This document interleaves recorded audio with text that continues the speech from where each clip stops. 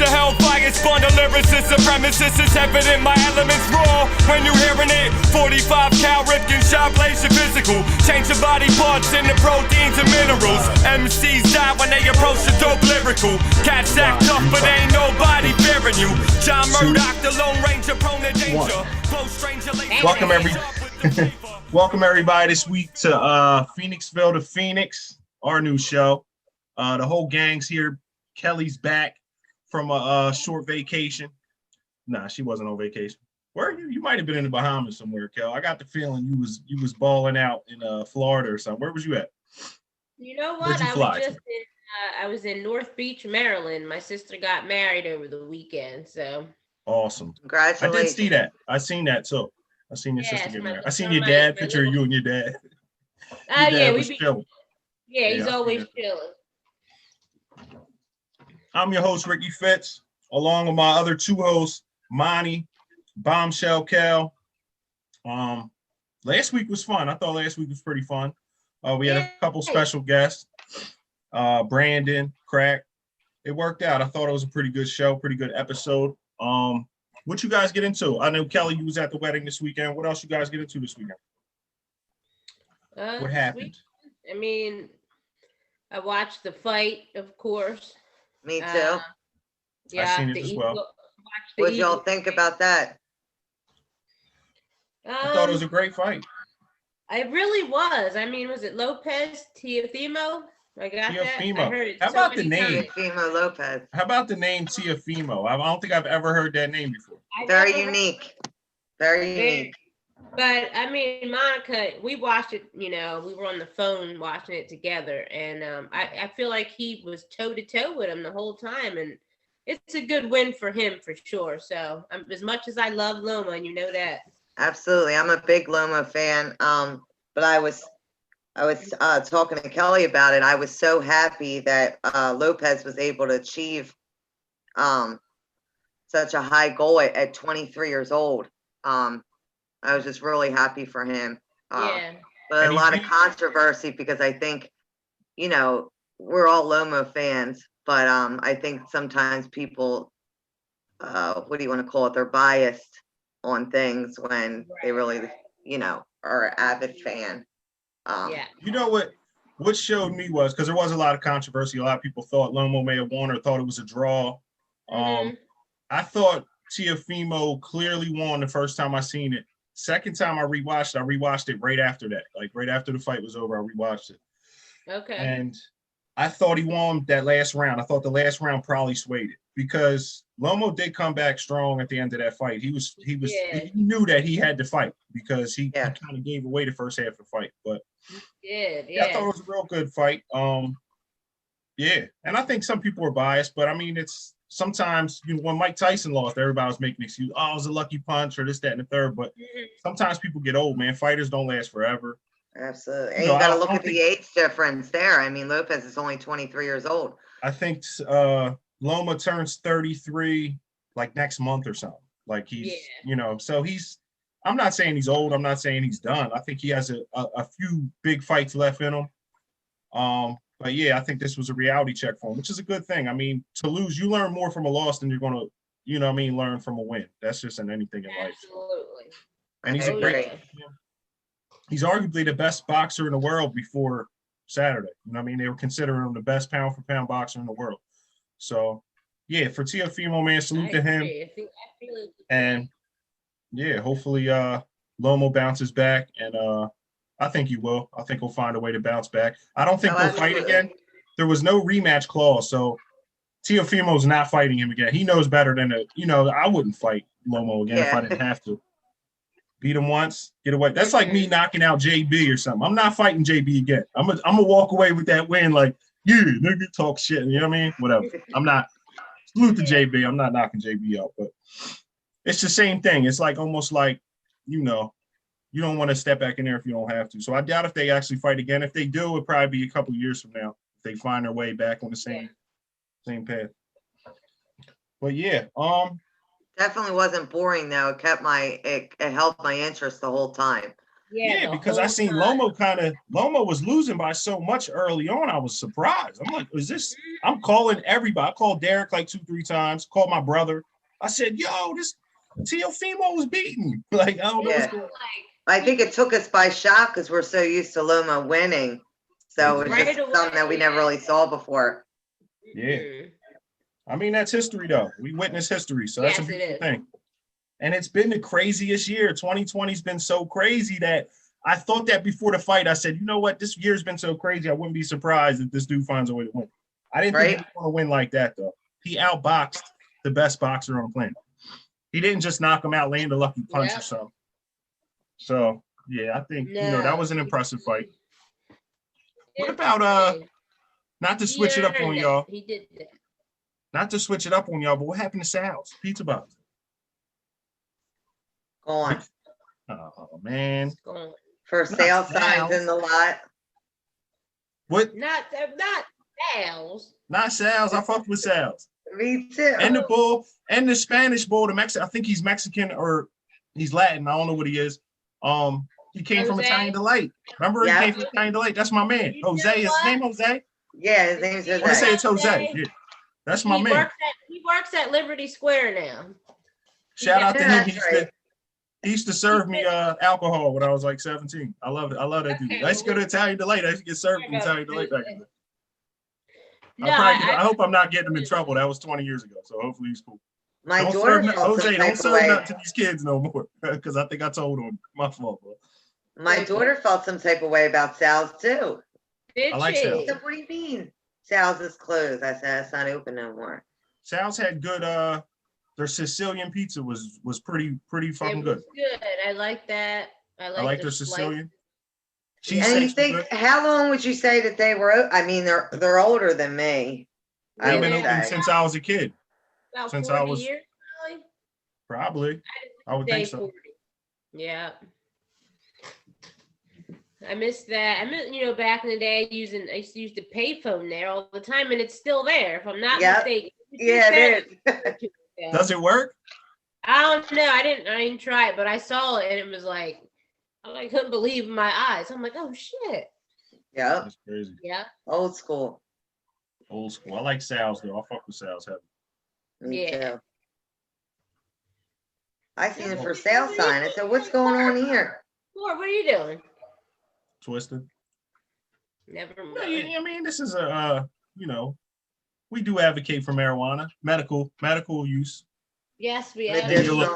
Maybe a little recreational, who knows? But nothing wrong with a little recreation. We try not to judge on Phoenixville, the Phoenix Show. You know what I mean? This is. We better not. Absolutely no room. Glass house throwing stones. Right. Yeah, I got me a little something. Quote of the week. We had a quote of the week, didn't we? We do. I got it. You want me to read it? Absolutely. Go ahead. I'll read it. Okay. Maya Angelou, she said, when someone shows you who they are, believe them the first time. The crazy part is, Monica, we talk about this a lot, and I always leave out the last part, the first time. Mm-hmm. Yeah. Because that's important. I think a lot of times, think about this. I used to, what's it called when you used to cheat on people? Infidelity. I used to be a very infidel person. Unfaithful. Right? Real rap. And this is just real talk. I don't think I ever had a girl leave me the first time I cheated on her. Ever. There you go. After I showed her who I was, she didn't leave that first time. And that's something, I think that's something you should, I think if someone cheats on you, there should be a standard there to where be like, all right, I gotta move on. This ain't it. You know what I'm saying? But like we said the last time or last week, how people don't tell you who they are until sometimes it's too late. Now you knee deep and your heart's all involved. And now you find out who he really is, and it's harder to leave. It makes it that much harder to leave. Heart and hope. Yeah, Dangerous. You put that hope in there. Dangerous. Yeah. Or you'll have, trust people to be who they are, and they're not going to be who you want them to be. So you could want them to be Like Corey's saying, for example, for a man that cheats, you could want him to be faithful all you want, but that's just not going to happen if that's not who they are. Yeah, that's not necessarily going to make them faithful. No. But I'm guilty of having expectations of people. I think we all are. After they've shown me that, and you know what gets me too is like, when you have expectations, right? And then you get disappointed, but then the motherfucker like kind of half steps and then he gives you that validation, like, oh, it's in there, whoever it might be. Right. So they'll show you a little bit that they're capable of being different. So then that reconfirms the hope that you have. Oh, yeah. And then they're right back again. It's like a revolving door. Yeah. And it's weird because I think too, when people fuck up, then they're on their best behavior. So that's another mask that we put on to kind of get back into the situation, whatever it may be, friendship, relationship, family member, whatever. Right. And then shortly after the mask comes back off, and then we're just back to the same shit once again. Yeah. People, again, because people, like you said, when they show you who they are, believe them. Like, of course they're going to be on their best behavior if they try to keep you or, you know, not lose you. And that's not just for, I just don't want to use that as like a blanket statement for cheating, but that's anything. Dude could just be a piece of shit, be mistreating you anyway. You know, I think we just got to have standards in life, whether it's friendship, intimate relationships, whatever it is. Like, absolutely. People, you know, if someone's an asshole, he's an asshole, whether I'm accept him for being that asshole or I got to get away from him and, you know, sever this relationship, you know what I mean? Somehow or place boundaries on it. Right. I've always struggled with that in my life. And Corey, the one time said to me, well, one of the first things he said, trust people to be who they are. I talked to him a lot about that. And then he gave me that's one of my favorite quotes. That's like one of my quotes. I think I created that. I don't know. I'm gonna just say I did because I think I did. All right. Remember, that's good. hearing it from someone. That's a dope John. You gave me a really simple breakdown of it. You said to me, if Monica, pretend like your parents didn't celebrate Christmas and you come down every Christmas morning thinking there's going to be a tree and presents down there, when every year they've shown you there's not going to be a tree, there's not going to be presents, and you come down them steps every morning on Christmas Day thinking that it's going to be something else. That's how that shit feels too. That was a good way to put it. Yeah. But it really opened my eyes because I thought to myself, if my parents said they didn't celebrate Christmas, I wouldn't keep expecting there to be a tree. But so then why do I give the pass to other motherfuckers? You know what I'm saying? Like, it's weird. It's the heart. Yeah, heart and hope, the two H's. Yeah. and I always say sometimes it's a delusional way of thinking. That's just my way of processing it to make sense with me. I'm not calling people delusional, or that's not, you know, I'm not trying to do that, but it is. It is. It's so delusional, you know what I mean, to think that because your expectations are so unrealistic. You'll get equally hurt each time it happens. But I think some of that comes with frustration with yourself, though. Yeah. It could be anything, like you said, like not even just like it could be a friendship or a coworker, but every time the person does it, I feel like you get equally hurt. But I think some of that comes from almost like, damn, I let them fool me again type thing. So you're hurt, you're mad at yourself and you're mad at them too. Yeah. So what's that, y'all? First time, shame on me. Second time, shame on you. Yeah, you know what I'm saying? But what she's saying is, first time, shame on you. The second time, shame on me. Shame on me, exactly. My fault. Yeah. But what she's saying is, fuck a second time. You know what I'm saying? It's shame on me the first time because I can't allow this to happen again. You know what I'm saying? And I think, and then you see certain women, and I use women as an example because I think men are just, and I hope this doesn't get taken the wrong way, just kind of a more dominant species, especially in socially in our culture and how we carry things. Men tend to, I don't know. I don't think they're as emotional as women. Right. Yeah, true. But men, I see men stepping all over women way more than I see women probably stepping all over men. And I'm not trying to bash men. I was one of those men at one point. You know, I still try to work on some things that I need to work on. You know what I'm saying? To make me a better person, you know, hopefully one day a better husband, better father, this, that, and the third. But I do see men as being more, they be shitting on the women, I think, a little more than I see the women shitting on the men, personally. I see the men cheating more. I see the men abusing more, whether it's physical, mental, emotional, whatever, psychological. I see that happening more to women than I think I do see it happening. So I can agree with you when you say that, as far as men being the dominant one, because I feel like a lot of times women are more vulnerable and susceptible to that type of treatment. Not that it's okay, but I could see how that, I agree with that. Yeah. So I just look at some men are just opportunists. So it's like, if I could get over on this chick, and get everything them, but then again, they're not working with emotions, so they're emotionally already closed off because they didn't go in with any emotions, period. They had an agenda almost. Sometimes it depends on the situation. Sometimes, but if you're working with emotion, I can dig it. That's more maybe towards like maybe narcissism and things like that you're dealing with. You know, that just digs deeper into maybe the psyche of the dude. But yeah, I think a lot of times we give people way too many chances. And another Joe, my man Leaf told me, this is another quote my man Leaf told me one time. He said, Corey, he said, we stay in relationships way past the expiration date.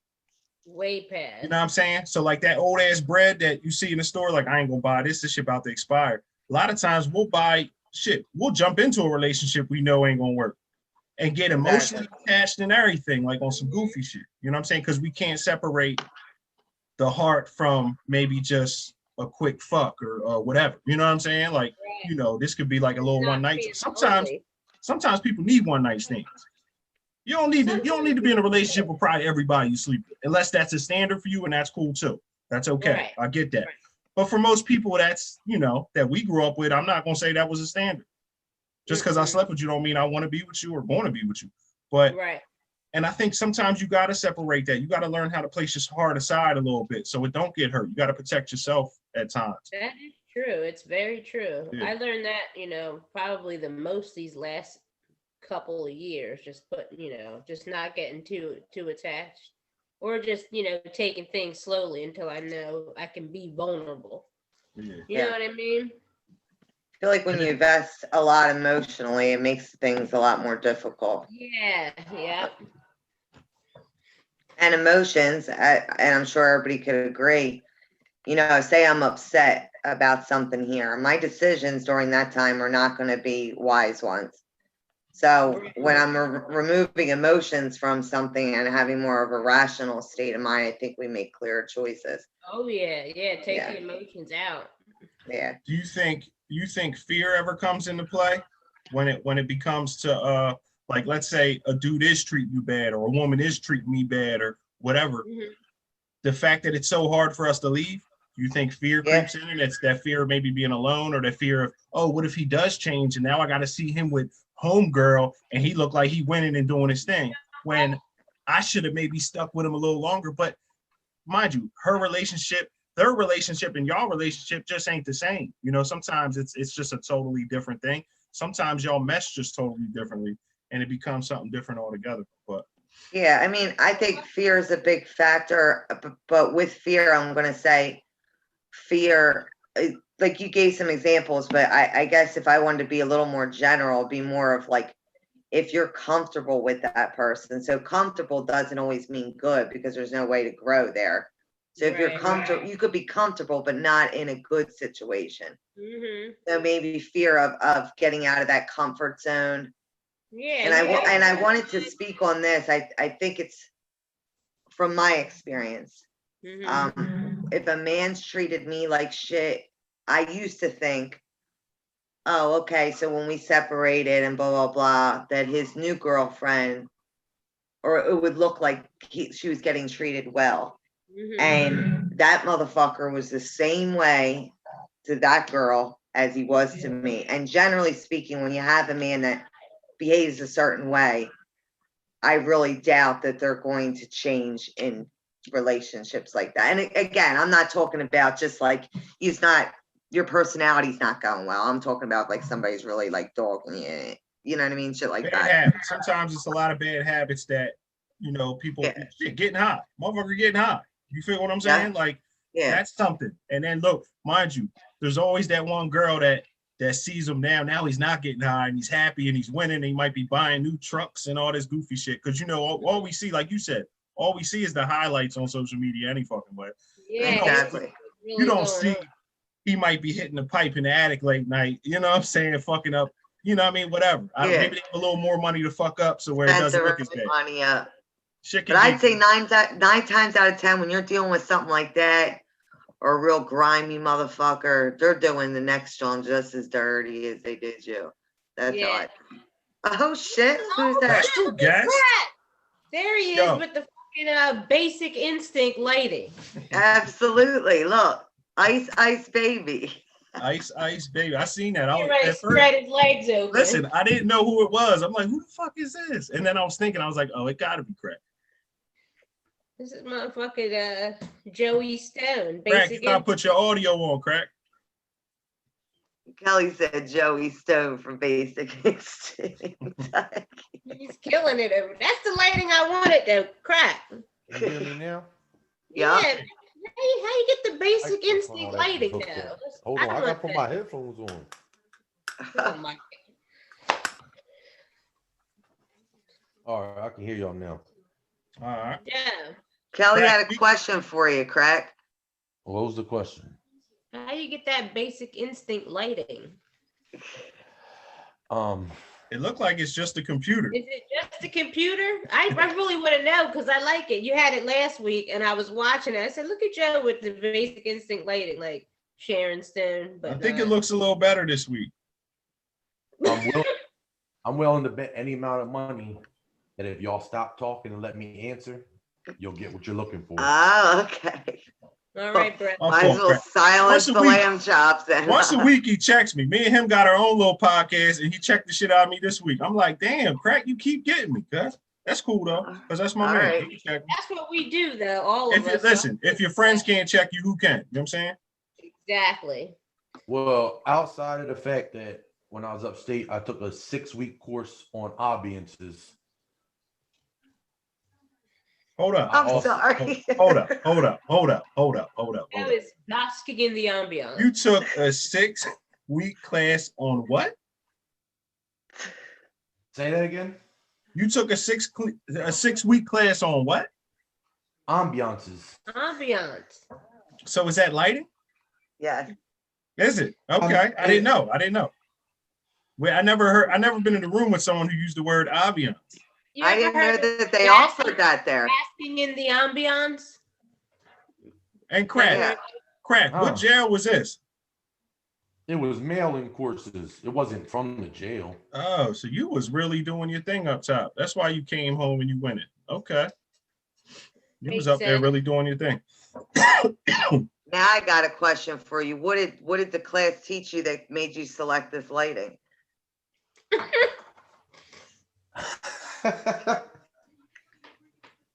I smell bullshit. That nigga got that shit off until Monica came with the cross-examination and killed him. And Monica would come with that question, though. That's no, but hold on. That's not why I'm laughing. I'm laughing. That's why we laughing. See, that's what I mean. You got it all wrong. I'm hearing you. Go ahead, Joe. Like this is actually like related to the poster on your back wall with the sun. Okay, we getting deep. We getting deep now. Now we podding. Let's get it. So if you see the very little bit of yellows and yellow hues in the back of the glove. Yeah. Your yellows, your blues.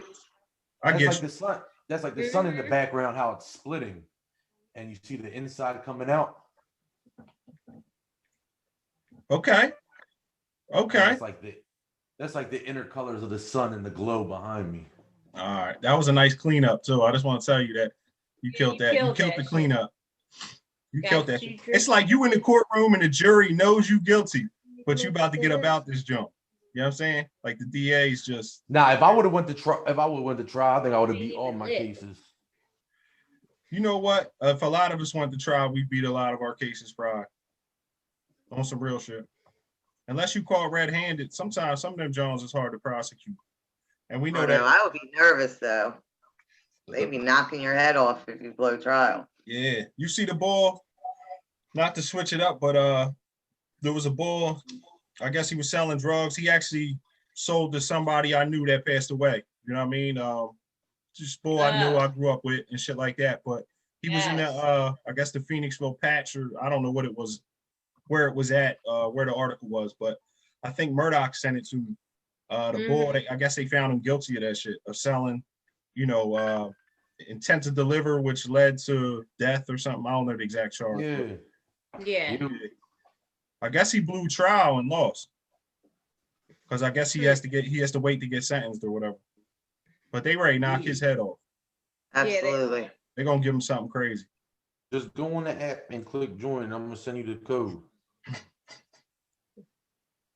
Okay, we might have another special guest. Send it to you and come on. Special guest coming. Another special one. So what else we got this? What we? Yo, I want to talk about. Since we got Crack here too, I want to talk about classic hip hop albums. Crack went to talk on Facebook Messenger. Chill, I got somebody very special that's gonna come. I'm excited. He's a very special person indeed. Basking in the ambiance. And he's your friend. He's all. I'd like to go with I'm pretty sure I know who it is. I got about two I could think of right now. Yeah, Crack. I don't know if you heard, but we talking about classic albums. Ghostface, Supreme Clientele. Yes, that was one of mine. Look That's at that. We're probably gonna have a lot of the same, so I'll just start with that. I'm gonna go with the Purple Tape. Yeah, these are, you know, you can Only listen built to for them. Cuban links. I'm gonna go Jay-Z, Reasonable Doubt. That's always one that I always gotta slide in there. Yep. I'm gonna go with. Go ahead, Crack. No, I was gonna say a lot of the ones y'all mentioned, those for real, for like before my time. It would be, I would have had to be listening to them at like 7, and I was listening to music, but I wasn't listening to that. Okay. But classic albums from like me really starting to listen to music, like teenagers and all that, would be Stillmatic. Okay. Get Rich or Die Trying. That's good. That's classic. That's a classic. Yeah. You know what? That's a classic. That's on my list. That's a classic. You know who put me on to that? Because I wasn't a big 50 Cent fan. Yeah. Who put me on? Because I ain't like the singles. I ain't really like the In the Club, John. It was cool, but it wasn't my type of speed, right? And the Candy Shop or something, I think, was on that album. I didn't really feel the singles.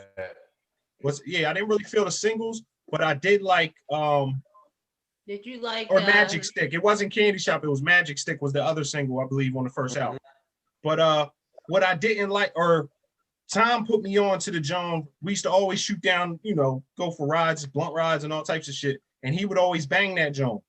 And I was like, yo, this John crazy. Like, it's a classic album. It's definitely. How about my track on that is Many Men. Many Men. Oh, yeah. That's the best song on the album. Yeah. That beat just knocks that vibe is, that's something. That's my I got another one. I'm gonna go with Dark Fantasy.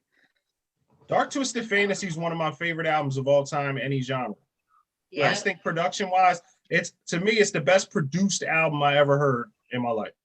Hey, look, before we move forward with that, with 50 Cent, right? Mm-hmm. What if somebody said Eminem had the best verse on that album? Somebody said that? I gotta think of the song. Wants to say that? Well, I'm trying. Yeah, what's the song? I mean, Patiently Waiting. I'm trying to think of the song. I can't think of it off the top of my head. I really can't. You might have to play that, John. Do you think that Eminem? Are you saying that Eminem had the best song? Yeah. How about this? I just play the verse because it's only 40 seconds, and let's decide. All right, yeah, play that. Let's go. I like it. Crack on the 1s and 2s. I'm feeling it. That's what I'm talking about. Crack jumps right in the conversation and makes himself valuable. I like this, Crack. It's the big difference from last week when he was not killed that. He probably ripped 50 to do one. Let's face it. He might have had the best album. That might have been the best verse on the album. Yeah. As far as straight lyrics and bars. Yeah. Yeah, And lyrically, 50 knows that absolutely. too. He can't even be mad. You know that nigga knew that. Sorry, I probably shouldn't have said that. 50 was never he was never super lyrical. I just think he was like he had a nice flow. I liked his Yeah. content. I like what he talks about. He talks about that street shit, which is, anybody can get with that. And he keeps it real. He's very transparent. He'll tell you about he talked about how his mom grew up and was gay and it confused him a little bit. I thought that shit's dope. Like it's just good. Yeah. That's good writing. Yeah. He's a good writer. I'm not saying he's a crazy lyricist or nothing. Okay, Right. look, I wasn't saying that it was the best verse, but I think I agree with that. But what I do too. my personal opinion about him though, every feature that he's been on, he's came out on top. But that's Lil Wayne, Hove, Kanye, any of them. That's what a lot of artists do though. You let them on that track, they're gonna try to take your head off every time. Oh yeah, Shit, absolutely. That's anything. Me and Crack about to put an album out, a little EP. We about to start working on. We already got some of the tracks already started, but it's the same thing, Crack. We both trying to kill each other in a competitive competition. It's not, no one's talking shit about the other person, but it's more just a competitive nature. I know when me, Doc, and Lex would always be in the studio, I would always try to have a better verse than them two niggas. Like whether I achieved that or not, that was the goal. You know what I mean? And they was trying to do the same thing. We was all trying to shine. And at the end of the night, it was like an award show because we'd all salute whoever had the hottest. Yo, that joint was the hottest joint. Boom. Right. So it was like a competition, but I think it just made you stronger. You know what I mean? It's the culture. It's like an inspiration. It sets the bar higher, I think. Yeah, it does. Like, remember when Eminem was on the Blueprint Renegade with Jay-Z and everyone was like, they think Empire ripped Jay in that one, and I had a hard time. I had to listen to it like over and over and over again because they both killed it. But that's one of the harder ones. It is. But there's a little discrepancy because there's context that I don't think a lot of people know about that song. And if you know this context, it could change your opinion a little bit. Okay. That song was originally Eminem and Royce da 5'9". Royce da 5'9" was where Jay-Z is, right? Eminem, right. I think that song never got used for a project they were working on. So Eminem or Jay-Z reached out to Eminem talking about, yo, I'm trying to get you on this joint. So I think M sent him that and took Royce's verses off. How that Royce like, yo, I'm gonna take your verses off. He was like, go ahead, do what you do. You about to get on something with Jay. Like, nigga, go ahead. Right. You know what I'm saying? Because we all fans. Like, if you an MC, you fan. So I actually seen that to where he took Royce's verses off. And if you look it up on YouTube, you can actually see the one with it's actually Eminem and Royce. They actually have the song out on YouTube. But Jay-Z basically jumped on Eminem's song. It just happened to go on Jay-Z's project. So you know what I mean? So it kind of looks like it's Jay-Z's song. It's really Eminem's song. Okay. So that's just to put it in a little more context to let you know that Eminem. All right, but hold on now. All right, but now look at it that way, right? If it's M's song and Jay got on his song, right? Then that would have been Jay trying to get out on him. And I think he did. I think he did though. Not get out on him. I think he tried. Jay came hard in that joint. He really did. He came hard on that joint. He just spit. It was two very contrasting styles. Eminem hit it on some Eminem hit it on some crazy shit. He did. He flipped it on some different shit. Jay-Z just stayed in that pocket and just murdered. No, I agree with that. I just feel like though, that's why I said it's a hard one. I wouldn't say really, I don't know who I would pick, but for you to say Jay got out on him, I wouldn't agree with that at all. No, I wouldn't say Jay got out on him. I'll say I think Jay was trying to. I think he made that attempt to when he jumped on. Oh yeah, of course. He definitely did. But I think M probably got out on him on that. He had to though. He had to go hard on that. He knew what he was doing, right? Mm-hmm. Yeah. And listen, at the end of the day, Jay-Z probably caked up off that song more than anybody, probably. It's on his project, so I don't know. Yeah. I mean, neither one of them need money at this point. They're both extremely rich. They're both where I'm headed. You know what I mean? So we get there. That's the goal. Every day we're getting closer. In that direction. If I can get halfway there, I'd be straight. So we said Dark Twisted Fantasy. Anybody else got one? I'm gonna throw this out there just for I think most of our listeners will know what this. Dark City 3 is one of my favorite albums. Oh yeah. I think it's a classic album. Of course, I'm probably biased as shit, but it's just a really good fucking album. It really is. Personally. And that's a little off topic. Now, one of my if you go there is 9/11. Yeah. And I think that's one of my favorite ones just because for real, I'm gonna be honest, because Derek talks so much about Phoenixville in it. Right. Yeah. That's a classic one. I think. Yeah. We could all love. I love it too. Busting shots at whack DJs like at the Phoenix. Yeah. Yeah, that was classic. You said tell Wayne Singer to move to Cuba. This is just classic shit right now. And it's all funny. I mean, you from Phoenixville. It is. Because he said, the game, man. He said, tell Officer Goggins I shot him. He said, he said, stomp you, leave you flat face like Brooks Samansky. Kelter. Yeah.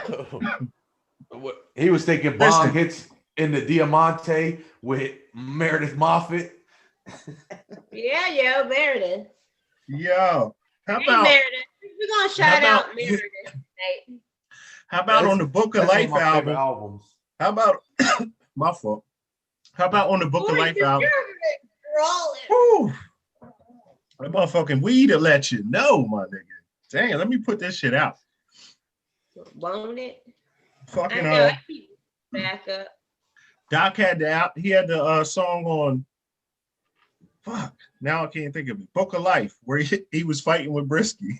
He beat Brisky up. So, yo, Brisky kept fucking with him. He was high, and Brisky wouldn't leave him alone. He knocked Brisky out. Brisky got knocked out on wax. That's crazy. Did he?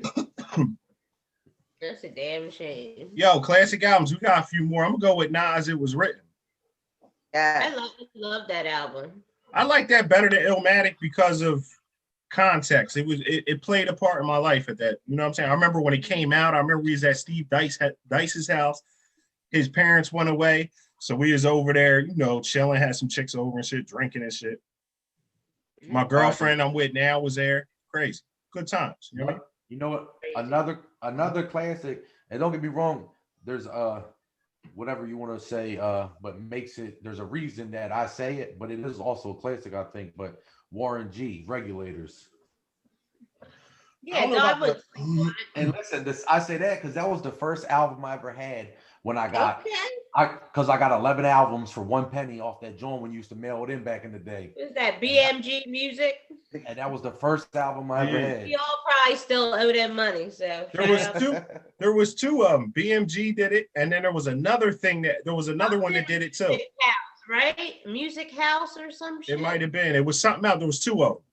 I'm getting it wrong, but yeah, I know there was another one. Because what you did is you went over there, got the BMI Jones, and then you went to the other one too and hit them twice, and you'd have everything. They have your whole movies too. You'd have your whole 24 CD disc Joan full. Be looking like you balling and shit. Mm-hmm. Regulators. You know what was good though? West Coast albums. I gotta go with the Chronic. Yeah. Oh yeah, absolutely. Yeah. And listen, and Snoop's Joan. Might as well go there too, real quick. Yes, definitely. His first one, Doggy Style. Yeah. I think both of the Chronics. Yeah. Both of them is classics. Yeah, definitely. Both classics. Because you had Eminem on the second one. Eminem was on there. That. He had the best verse on that album too. Royce the 5'9" was writing on that album. He wrote a couple songs on that album. Yeah, there was a lot of people on that album. But yeah, both of those. Dre 2001 or whatever, that shit was fire too. I think Busta Rhymes. Yeah. What was When Disaster Strikes album. Yes. That was the John with the do. Oh yeah. What'd he say? Flip mode.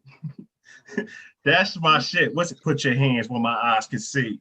Get buck wilder than a place to be. That's one of the best albums of all time, or best videos of all time too. Oh yeah. That video was crazy. It was insane. I love his energy. So animated. Yeah. So positive too. Like he gives that positive vibe. Like And he from the streets, so you know them niggas would go upside your head, but at the same time, they love people. You know what I mean? They just good people. You know what I'm saying? So Yeah. you get that Absolutely. good Brooklyn energy. That shit was dope.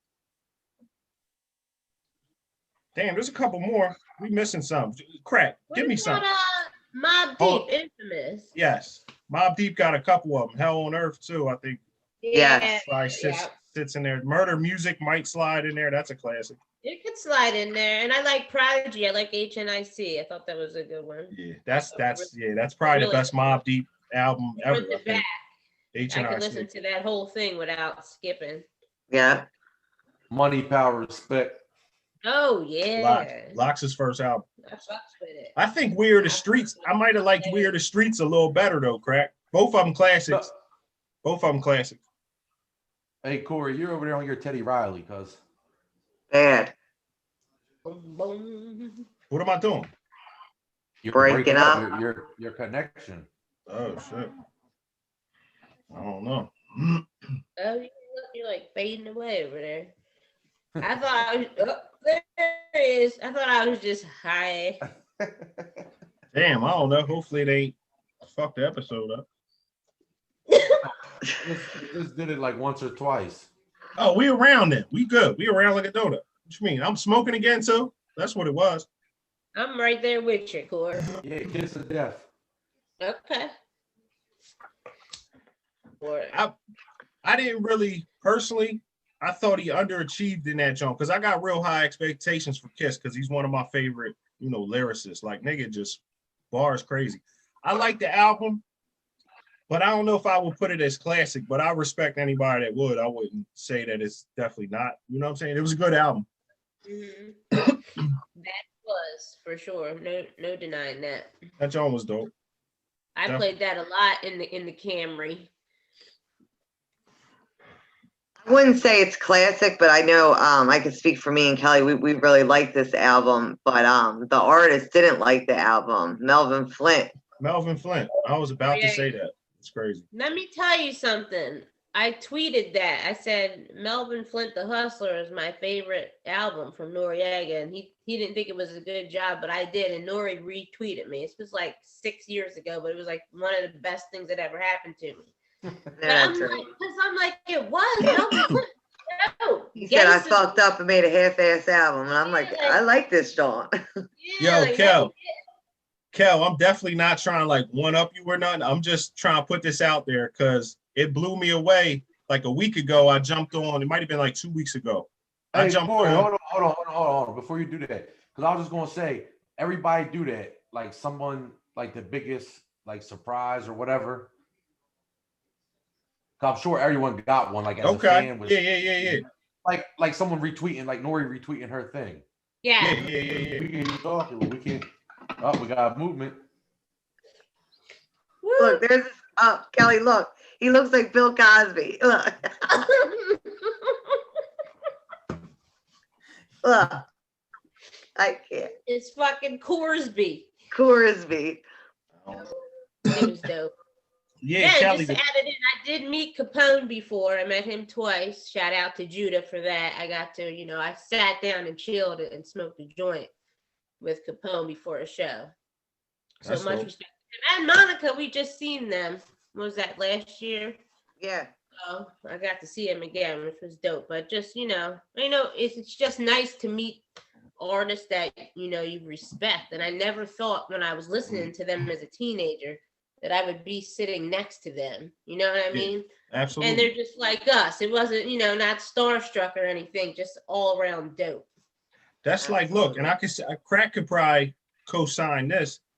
Mm-hmm. To get on a track with somebody that you admire, that you're a fan of, and to be able to get on the same song as this motherfucker is great. It blows your mind sometimes. Be like, damn. Like I remember I wasn't even on the song, but when they got on the joint with Sean Price, and when Derek and them got on the joint with Capadonna and shit, it was like, damn, I grew up listening to Capadonna. I put that as a classic album, The Pillage, his first album.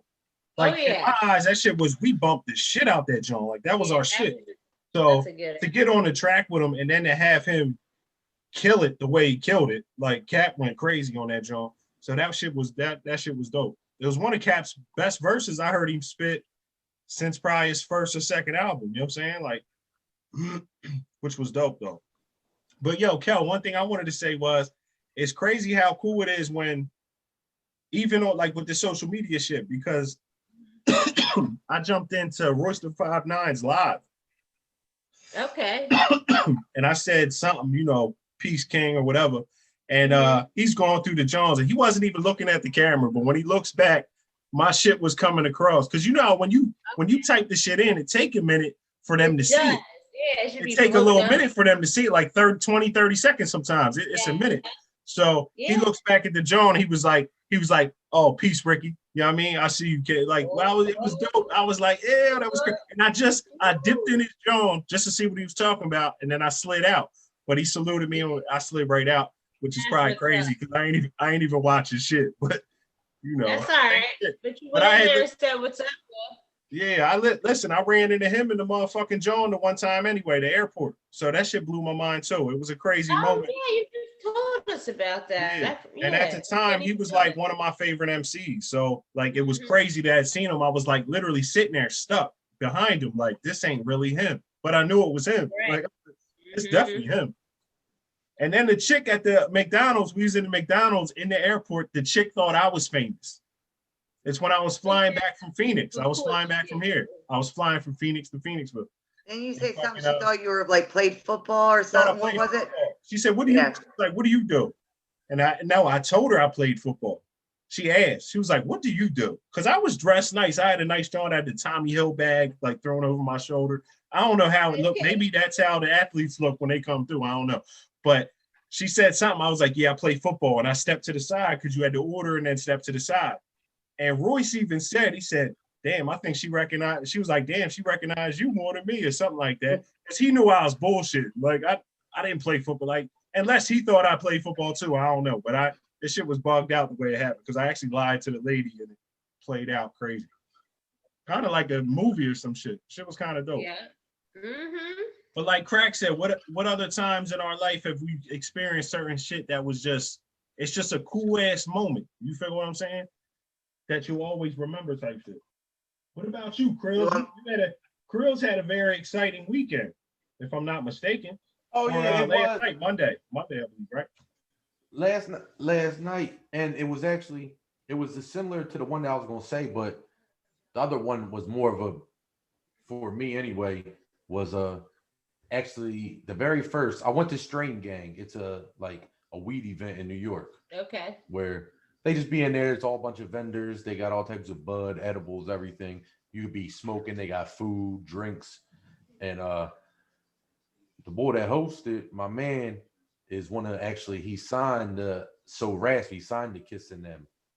So. Oh my God. Where's that? You. White Rat. Where's the rest of you, White Rat? I'll go. Yeah. Yo, Rat, your audio on? His eyes are on. I was going to say the same thing. He got headphones in. He don't know what's going on. Y'all, I'm gonna have to edit the shit out of this. Let me go. Yo, can Rat hear us? Rat, can you hear us? That motherfucker looks like he can hear over here from the fuck wherever. Yo, Rat, it looks like you can see us from Phoenixville. Tom got fucking bionic ears. So I'm gonna get on here and start roasting niggas. Watch. Yo, yeah. You better not cut this shit out. If you cut this shit out, I'll never come on again. I'm gonna go on our special moments or whatever we were talking about. All right, yeah, go ahead. You can go. I'll go after you. Oh no, my bad. I thought you was done. Go ahead, Craig. But no, they have a weed ban on that, but the boy that does it is signed to Kiss's label, so Kiss and them are there a lot. So the very first time I went, Kiss and Styles was both there, and I actually got to go in the back and smoke with them for like a half hour and just chill. All right. Yeah. Oh my God. Yeah. White Rat's down there doing 360s. Corey, I don't know what Corey's doing. Yo. There's Corey. Now I'm back. Yeah, just don't hang up. I'm glad y'all ain't hang up. It's cool. We're gonna cut some of this out. We'll be fine. I'll make it. We still listen. I think we got a pretty good episode so far. I think we This good. shit's fucking amazing. This is Should I keep Rad in there? He's Who's there. waving? There he is. All right, we back. My fault. Where was we at? My fault. My internet Greg was cut out telling again. us about him being able to talk with Jada and Styles. Yes. Rad ain't got a good Mine, connection. My fault. Mine would have to be through the internet, but I had a dope conversation with Cormega. Oh, yeah. I'm a big fan of Cormega and Raekwon shout. I was going to that scene as an evidence collector. Yo, I Rad, can't. yo, you gotta turn the TV down in the background. You got to the TV. yo, which hungry motherfucker named it? Crack, peanut butter and jelly tits. What? Yo, who named the podcast? Crack's hungry ass. That John, I came on. They said that John's called peanut butter and jelly tits. What is he talking about? Tom, what's good, Tom? What up? Yeah. Where's that? What up? For those that might not know, Phoenixville legend, my nigga Classic, Rizat in the building. My man White Rat. Yeah. White Rat, what up? Good. What's crack-a-lacking? What y'all Chilling. doing? Hold on, I'm We trying to turn this drink down for you. Hold up. We up here talking shit. Y'all up here frying shit or talking Listen. some Every Tuesday we get together and talk a little shit. Yeah. Smoke a Why little does weed. Drink a yo, little. why does John looking like I got the deer in the headlight look? I put my Terminator X glasses on or Yeah, something. you gotta put some sunglasses on, T. I gotta put some sunglasses on in this drink. So what's You up, got- man? I mean, You gotta tint the thought this windows. I gotta tint them joints. How come this shit was looking like Crack was talking like this shit was top secret and shit, and only Phoenixville's finest was allowed to. That's you know what I'm saying? That's why we You know gave what you I'm a saying? combination. With the stunner shades on. He's the number one stunner. Yeah, I should go. What's up, though? What's up, What's T? up? What y'all doing? Where Crackman go? He He's ain't out here. there. He He's should be here. here. Well, how come it only got a couple people up on there? Why I can only see y'all? You gotta change your settings. Yeah, you might have to change the little settings on the jump. I don't know how to do this shit. We You know, here I was in though. jail. Monica's here. Cool. You- Tom? I Tom's see here, Kelly's here. Kelly. I see Kelly. I see Monica, but I can't see Crack. I'm here and Billy Wise is here. Oh shit, not Billy. Like, why you got the whole screen, Brody? You know what I'm saying? With that pink ass hoodie on. You like I like it. God damn. You Tom. got the Tom, she rocked the hoodies like you rock your Jones tied up. She Yeah. tied that's right. tied a That's string. right. That's the only way to do it. You know what I mean? Both of y'all do that. I did notice that. Yeah, I do that too. Mentioned it, That's because Monica, that's my daughter. You know what I'm saying? Not my son, that's my daughter. You know what I mean? Hey. You know, I was running around having babies in the 80s, you know what I'm saying? Busting blanks in 78. 78. What up, though? What's up with you guys? Chilling, what's good? And we're gonna get on to some serious stuff. Kel, this ain't gonna be Laugh Fest 2020. What are we talking about? I don't know. You tell me. Y'all tell me. Y'all the one that you guys already what they call that shit when you sit in the seance, you summon the White Rat. Y'all summon the White Rat. I'm here. You know what I'm saying? Y'all summoned him. I'm like a motherfucking a ghost and shit. You know what I mean? Y'all summoned me. Yo, Came out remember the John. Ghost? Tom, remember Who? Ghost? Used to live down on Prospect Street. Oh yeah. I remember Ghost. Remember Ghost? That was my man. I fuck with Ghost. Yo, Ghost was good money, or he was telling. What was it? I don't know. He might have been. See, I don't know nothing about that. I If he don't was know. telling, I he was don't telling. know. But he I was. don't We know. used to go down there on Prospect all the time. Ghost was down there chilling. He's had a weed.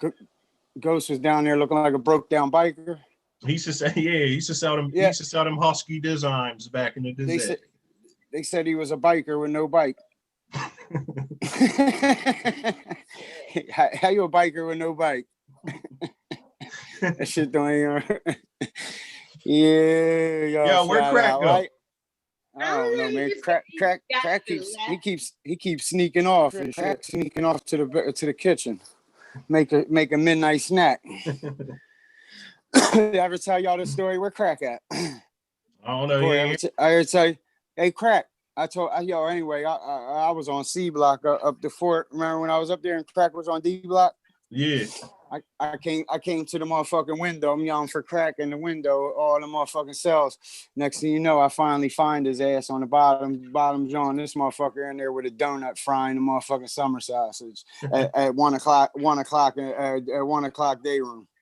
I'm out at the yard and shit. 12 o'clock, I come to the John. He got a motherfucking donut on the John frying the summer sausage. That's right. You was on C block, right? Yeah, I was on C. And I was on get Crack A. on here. I was on A block, right? Yeah. Nah, you was on B block at that time. Crack was frying the summer sausage. That John smelled good as a motherfucker through that window. You smelled it through the window. I smelled that joint through the window. I was that hungry. I ain't had no commissary or nothing. I was hit like bat shit, man. That joint smelled good as shit. Crack. That joint smelled good as shit. Crack, how that motherfucking summer sausage taste you was frying up. Yo, and he had ketchup, mustard, and mayonnaise on that joint. All commissary packets, all condiments off the commissary work. You know what I'm saying? That shit was all commissary. You had all the packets. You know, you gotta buy them Johns. Crack, you look like you got a glass eye, my nigga. Mr. Peanut with the glass eye. Wax up. He hit that wiggity wax up. That shit got him looking like fucking. He got the Mr. Peanut. He got the Mr. Peanut with the eye, with the eye. Playing that's motherfucking Mr. Cashew with the big body. Big body cashew ball. Yo, Crack, what happened to your eye, bro? Nothing. He put the Method Man contact. That shit look crazy. You got a contact in? No. Nigga, you look like the Terminator, nigga. Yo, Kelly, funny as shit. This nigga look like the T2020. That nigga got new jump. That nigga like the 2000, T2200. Nigga 2200. Hey yo, but let's talk about the motherfucking let's talk about the motherfucking pants you had on in the picture down at the fort when you was dressed when you looked at like T2000 all muscle bound and shit. You had the motherfucking skids on. Remember back in the day the skids with the pleated Johns, MC Hammer pants? I had the kids with the pockets, nigga. The pleated Jones, like, and them Jones was so serious with the pocket pants. See, I said with the pockets. You had the brown pocket pants that they cut off the one piece, off the jumpsuit. The one piece jumpsuit, John. Nah, I just got the elastic put in. I had the bull sew the elastic strip around them, John. So they say elastic. One size fits all, John. In case I gain a few. You know what I mean? And they had a Department of Correction. Had a snowsuit bottom on. This nigga had a snowsuit bottom on up the fort. That's how husky he was. He's like, yo, my legs are so husky. I gotta wear a snowsuit down this bitch. Rubber ducky bottom pants and shit. Sound crazy. What's up, though? Y'all don't want no smoke. Hey, yo, Monica, why you keep giving me that eye, girl? Yo. You know I'm in the area. I come see you. I come see you. I come up, yo. You gonna have to yell for Shag to come help you from next door. No, man. Shag gonna come over. Shag gonna come over the fence like he coming off the top rope. Shag's the most aggressive twisted metal too. player I've Hey, ever Cal, seen. He set his hair on fire. He'll be running like that. I set his hair on fire. Oh shit, we can't even ask who was there. I ain't even gonna tell y'all about that one because Adam was there when he did it, yo, and I had to act like I was putting him in a headlock to put his jaw out. He was smoking weed. We was smoking weed at his crib, and that motherfucking it was me, Adam, and him.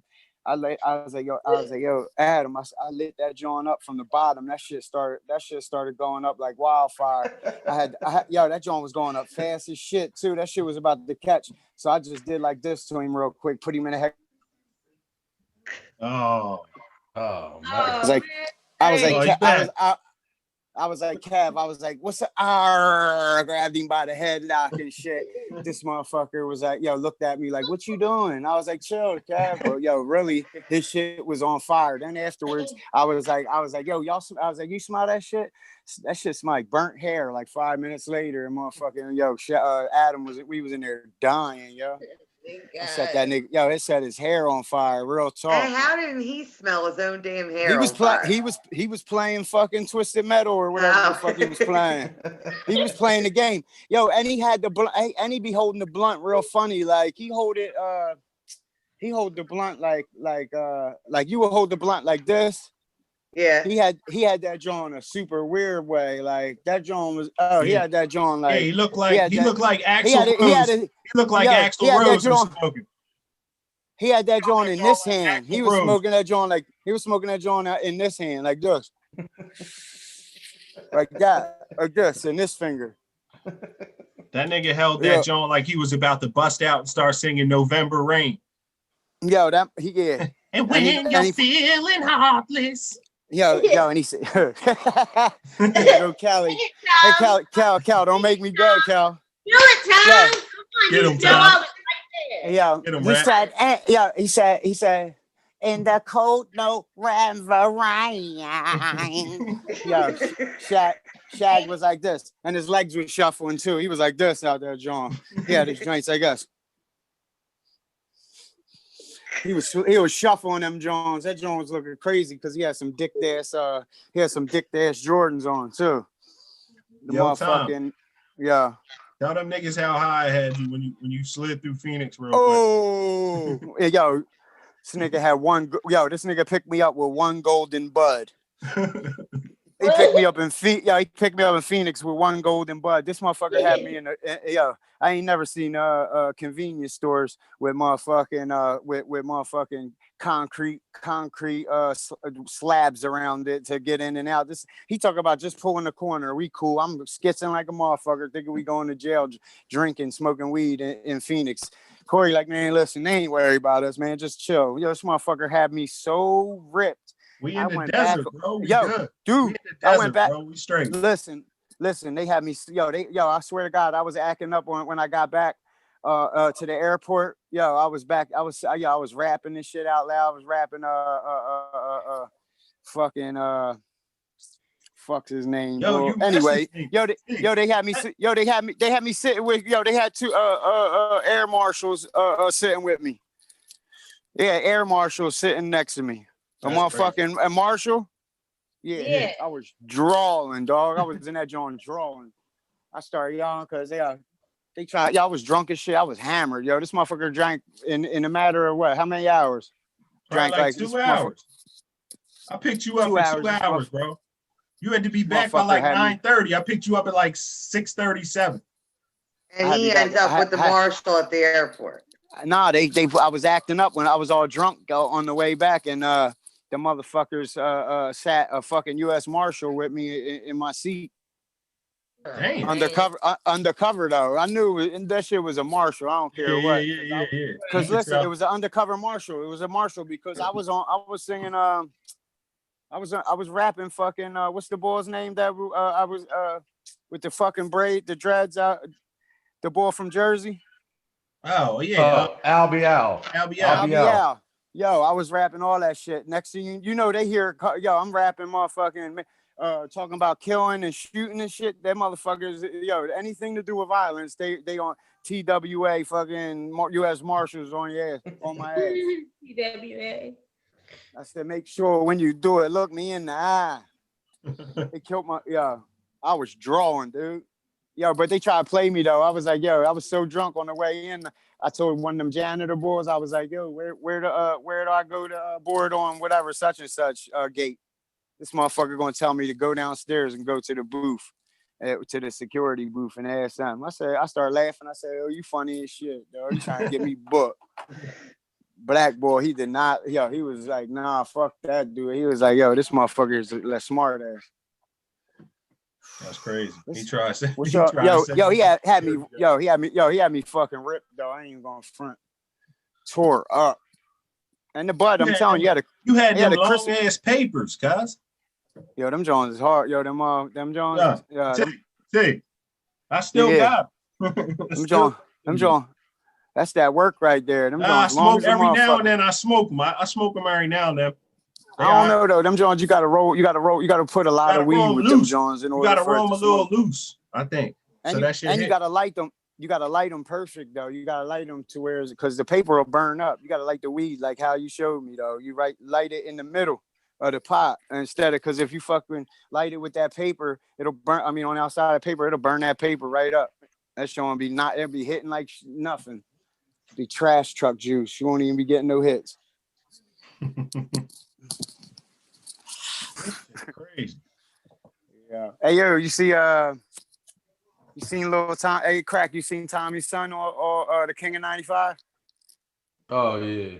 That shit do look like you got motherfucking glass eye, Crack. Yo, that shit look crazy. That's what I'm saying. This nigga like he got a blue eye, like that John, like he got cancer in his eye, like he got fucking what's that shit called? In your eye? This nigga got cataracts in one eye. Telling you, what's up with your eye though? That shit freaky looking. Ain't nothing wrong with my eye. It must be freaky. Can you see it, Monica? Yeah. I can't see it. I thought he threw in the contact from your All I Need video. Yeah, that's what it looked like. Your nigga look like Hobson. What the fuck is you doing? Hey Cal, look at my stunner shades, Cal. Oh, hey. I could switch them out though. I got some other hard Johns. Y'all don't know about what's his name? The boy, yo, he got this store right down. And I got to get my L's. Hold up. Where you got a store at? Down the mall. You got them glasses from Outlaw Willie. I know. Oh, Willie. Yo, I forgot about Outlaw Willie. Outlaw Willie went to jail. Hey. Them niggas ran up in that spot. Outlaw, he was a gat though. Yeah, Outlaw Willie. That's Bull's dad. Man, who you think? That wasn't his tree. Outlaw Willie was a gat. He took that shit. That was his son's shit. He just took it because Mike is a bitch and he would have got raped upstate. Damn. They would have took them little New York buns. They took them little cakes. They took them little Debbies. He'd have been strutting around the motherfucking yard like what's his name was? I ain't gonna say his name though, Tom. You know what I'm talking about. Who, your mans in them? That's your mans in them. Well, we're gonna leave that alone. We ain't even gonna talk about that. Nah, let's talk about all that. Let's get it. Yo, remember? Yeah, how about when listen, Tom, wrestling buddies? How about the wrestling buddies were up there, John? Huh? Wrestling buddies. I was just gonna say that. Me, you, and Rome was walking around the yard. And Scotty Speed. It was. Listen, let's get it right. It was the World Series.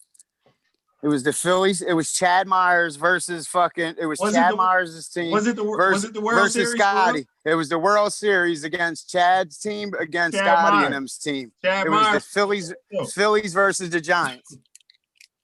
Little Greg, yeah, but guess where Scotty was playing? His best position. Guess where he was at, Kelly? Where? He was playing catcher. Really? Am I lying, Corey? Nah, he was playing catcher. He had the whole suit. He had the whole suit. He had the whole giddy up too. I want to say he was playing for the Red Sox, but I don't remember exactly. I think it was the Giants. I think he was on the Giants. And might have been. Chad Myers and them was on the Phillies. He was on the Phillies because they won every year. The Phillies always win up Gradeford. They're like, I thought these joints right here. These joints are super fly though. Look at these joints, Cora. These joints right here. What is that though? the Aviators, but they y'all probably don't know who it is, but it Robert Graham. You ever heard of Robert Graham? No. Mm-mm. But I ain't Put a 'em big on. sunglass boy. Next time y'all go to the mall, next to the Louis store, and next to the Louis store, and then in between Louis and what's the boy's name? Jimmy Choo, Robert Graham. Okay. These joints are stupid though. Oh yeah, they're nice. I like the color. But look at the inside though of the glass. These joints cost $250. These joints is crazy. Where the fuck is the I'm trying to find where the camera is on this bitch. Right here? It's at the top. Yeah. Move it over some. Yeah, hold up. I gotta turn the light on. We can see you. Nah, this shit, it's dark as shit in here. You can't see the inside of the joint or the glasses. Look. Hold up. Yo, y'all got, you see the inside right there, all that? Yeah, I see it. I can see it. Felt it. That looked like that looked like some shit my mom would wear, nigga. Fuck out of here. I know she would. That's why, because your mom was on the back of a motorcycle with DeMont Robinson on the back of a Harley, talking about don't go too fast. Yo. Him and Joyce and Jimmy Robinson. They said they was Jimmy down there. Robinson. Robinson. He said he's Robinson. He said we gonna rob him, son. We said we gonna rob him. Oh man, we was doing the Dukai Road down that joint. I was like, nope. Dukai Road. Take me to Pottstown, put these sneaks up and these all this stuff. Them pennies was crazy. The pennies was hard. You killed. Listen, I was a little mad too. I wasn't mad, but I was like, damn, I should have did the same shit because he fucked them up with the pennies. That he had the gray pennies. They was did you get one pair or two pairs? I got two pair. I got it. One pair. Two. That's why Joe was mad and wanted the other pair because he was like, man, you got two pair. He was. I got one pair of pennies and I got a pair of white on white forces. They're high top Jones. This is like 05.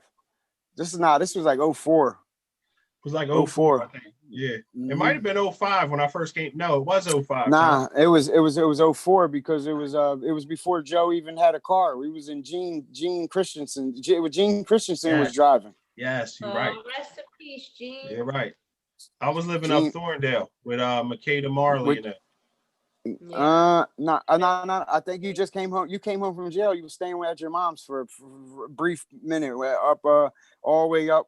Your mom got that house all the way up by 30 or what's that? 30? Yeah, up in Downingtown. Yeah. Yeah, it was right when you just came home, and it was only like a week or two after you got out of jail, and you were staying with your mom for a period of time, and you was messing with that girl from Downingtown, I think. Yeah. Remember the one John? The girl had the shit. Right. The girl had the dookie song. Nah, that wasn't her. That was the Joe was fucking with. Yeah, that's what I'm talking about. The one Joe. Yeah, that's the classic story. One day we'll tell that story on this show. That was crazy. It was the craziest. That was one of the craziest nights ever. I couldn't stop laughing, but the night worked out. Like that night should have never worked out. We talk about standards early on in this show. Them chicks should have had better standards because we was wilding and that shit. I don't know. That shit was crazy. So hold up. Let's run that. Let's run that. We in the John. We in the hotel. That's what y'all doing, standards, and then call me in. We had 2 hotel rooms because Joe was there with his girl. Joe was there with his girl. I was there with my girl. Don't get me. We had 2 hotel rooms. We go into the other hotel room, Joe's hotel room. Joe sees a dirty thong. It was disgusting. That shit was too rough. A shitty thong was laying on top of the joint. And Joe was like, what the fuck is this? He just seen it. Like we was in there smoking a blunt or something, just chilling. And he was like, what the fuck is this? And I was just like, I don't know. I'm trying to calm him down because he about to go confront the chick about the shit. And I'm like, what? We gonna be stuck in Wildwood, bro. Like, don't do this.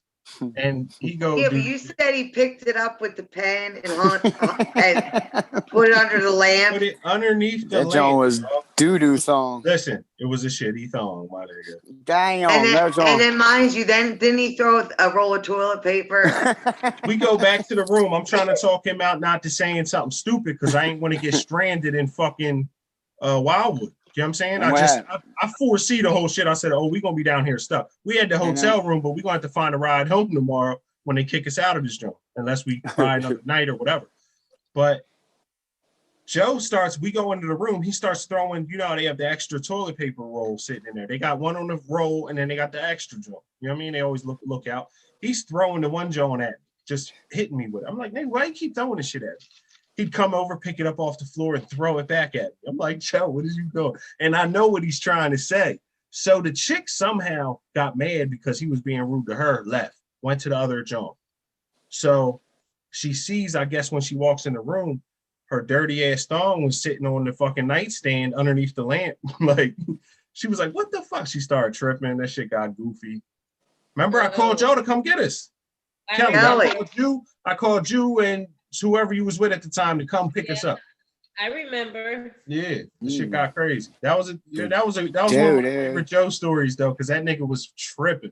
But somehow, some way it worked out. And I called y'all back like, yo, we cool. You don't even gotta come. Yeah, I remember that phone call though, because Joe was pissed in the background, and Corey told me the story, and I was cracking. I couldn't stop laughing, and Joe was like, "Why did you tell Kelly? Why'd you tell him?"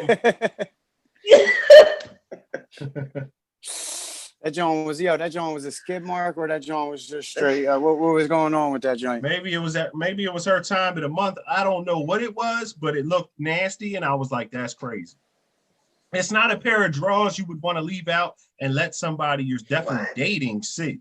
That was shit. It was just disgusting. It was poor hygiene or whatever. Like, you should have chucked them in the bottom of your bag. Like, no one should have ever seen those. Nobody should ever seen them Jones. They was burnt them Jones. They like, listen, if you got an old pair of drawers, you ain't taking them to the beach with you when you go out with some chicks or something. That just don't make sense. Like, she was tripping. Like, it was the max. When you go to the beach, you're supposed to be fresh when you go out. You can't be throw on a shitty thong and go to the club. You know, it's just it just ain't gonna work for the female. You know what I'm saying? You know what I mean? She had to wipe that ass better or something. You know what I mean? Yo, crack, your ambiance. At the end of the day, though, she had a turkey, though. That joint was crazy. Yo, your ambiance got a little better.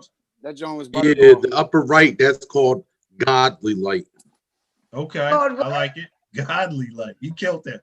I like it. He's lying to us, but I believe him. That's all right. I really believe him. What do I gotta be lying for? Like, where do I come up with something like that at godly light? I don't know. You was like a little genius on the genius side. You's a creative motherfucker, Crack. Nigga, I know you. Yeah, he is. Yes, he is. You know what I mean? Especially when he came. We ain't even gonna get in. So what y'all said? Y'all about standards? This is what the show's about? Yeah.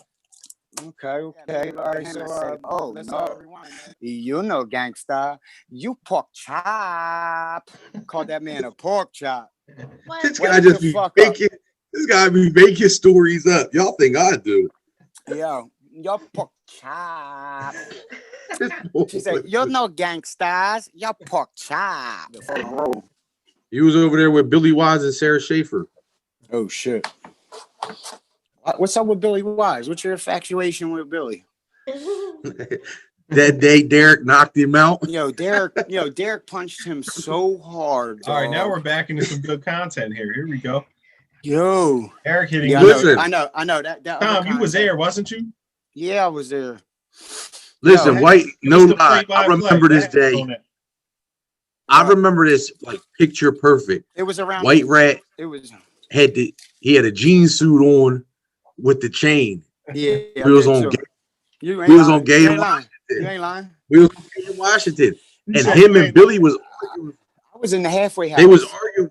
Yeah, they was arguing for some reason, so they was ready to fight, and Murdoch was out there, so they just was out there just throwing their hands up and nothing. Billy Wise got back in the car later that day. Nah, remember when he tried to peel off and I tried to kick the back of the car, and he jumped out again. Yeah, so then like a half hour later, rest in peace, Craig Sody. Craig Sody had the same jacket Murdoch had on. Billy Wise hopped out the car and he hit Craig on the bike with the crowbar, riding up the street. So then when I Billy forgot Wise about that. came back around the corner and seen Derek standing out there, he walked up on him and was like standing over him, looking down on him. And Derek just hit him and he knocked him back like a penalty, like 10 yards. And Yo, he punched it. Yo, he hit him hard. And then after that, don't ask me why Derek turned into James Bond 007. He was hiding out on top of the tower on Bridge Street thinking the cops was coming. Who? Derek. Oh, after that shit happened. Yeah, after he hit him.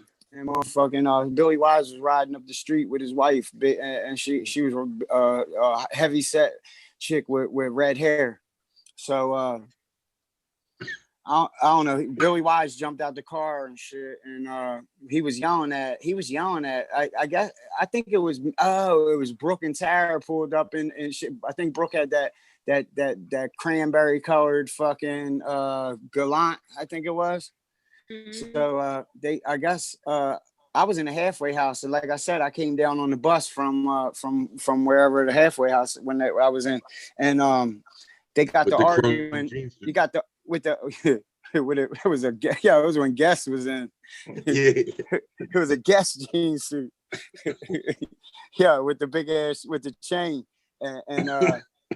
and motherfucking they got to arguing and shit, and Billy Wise talking shit jumped in this big ass 4-door long ass motherfucking like old ass Mercury, and he started to roll just to drive off, and I try to kick the back fucking quarter panel, and he hurry up and hit on the brakes and hopped out the car and shit.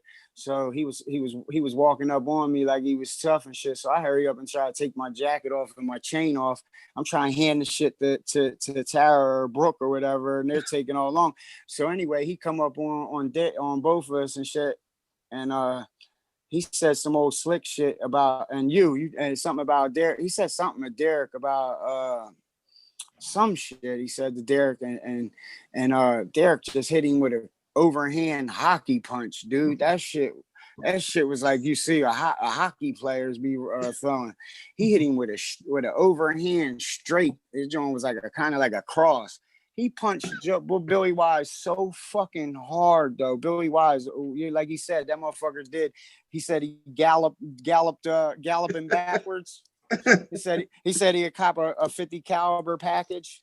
Make him get, you know what I mean? Yo, he punched that motherfucker so hard, so he went down to one knee, and Billy Wise's girl was out there talking shit, and I said, see Big Red, he called her Big Red, you know what I mean? Because she had red hair. He's like, see what he made him do? Big Red was mad as shit, yo. He punched the shit out of Billy Wise, yo. I ain't even gonna front. That joint was hard. You heard that joint all the way down the motherfucking steel factory from Conesy's Corner. Yo. From Conesy's Corner. They heard that shit all the way down the steel factory, yo. Tom, who'd you punch the one time down at them little apartments when he was eat up? Oh, that was Joe Ball. Joe Ball. You said his eye instantly. Instantly swelled up. Yo, ask Randy the Grave. Even though we was on motherfucking acid and we was taking E all for 4 days, it was Millennium 2000, dude. It was Millennium 2000. I cut my house arrest bracelet off.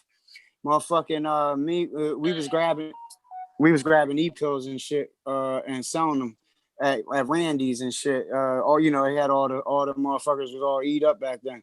And we went and served motherfucking we served Joe Ball. He was going with Jen Knapp that lives out where I guess where you out Phoenix or whatever now, out that way. Yeah. So anyway, he tried to say that we went in there and served them, and it was pitch dark in there. There was like 20 people sitting on the floor Indian style and shit in the apartment.